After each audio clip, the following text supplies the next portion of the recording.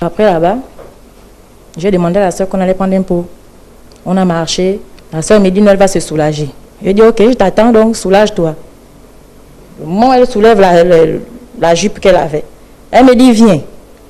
J'entends la voix d'un enfant ici. Je dis, oh, ça c'est pas le chat qui t'entend pleurer. Oh non, je te jure sa tête de papier, viens. On a perdu un frère, il vient, l'enfant, c'est un enfant qui pleure. Je dis, ok, on va fouiller. Nous sommes montés, l'enfant est dans le carton.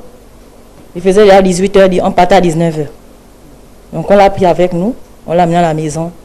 Les voisins nous ont aidés, nous ont donné le linge. On l'a lavé, on a dormi avec elle, elle a mangé. Quand on fait comme ça, même deux garçons qui nous parlent, regardez les jeunes filles comme ça qui ramassent la poubelle.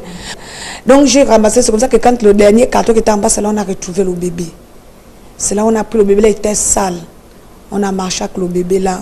Et on a demandé à une femme là, béninoise, qui fait les pochettes, elle nous a donné un peu l'eau. On essaie de nettoyer un peu l'enfant. Ça n'est pas, mais c'est là on a continué avec l'enfant jusqu'à la maison. Je remercie la société ODAF de nous avoir associés à cette visite, tout simplement parce que ce qui m'a le plus marqué, c'est l'emploi. L'emploi et le social, et les infrastructures d'ailleurs qui sont réelles, la vision du chef de l'État qui est réelle, l'emploi des Gabonais, de la majorité des Gabonais et les 15% des femmes aussi. Comme les Chinois le disent, celui qui n'a pas fait l'enquête n'a pas droit à la parole. Nous avons eu la visite de tous les leaders religieux du pays pour qu'ils viennent voir ce qui se fait ici. Comme je le disais tout à l'heure, ils ont entendu, ils ont vu et ils diront dans leurs confessions religieuses, ils diront dans leurs églises, dans les mosquées ce qu'ils ont vu.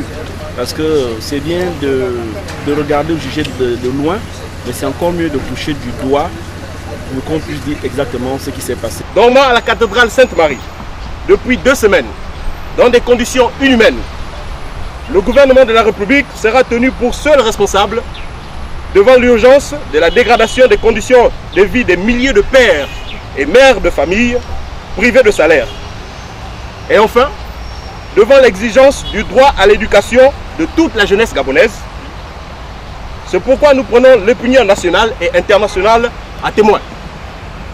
Par ailleurs, nous exigeons que la régularisation de nos situations soit effective dès ce 25 février 2019.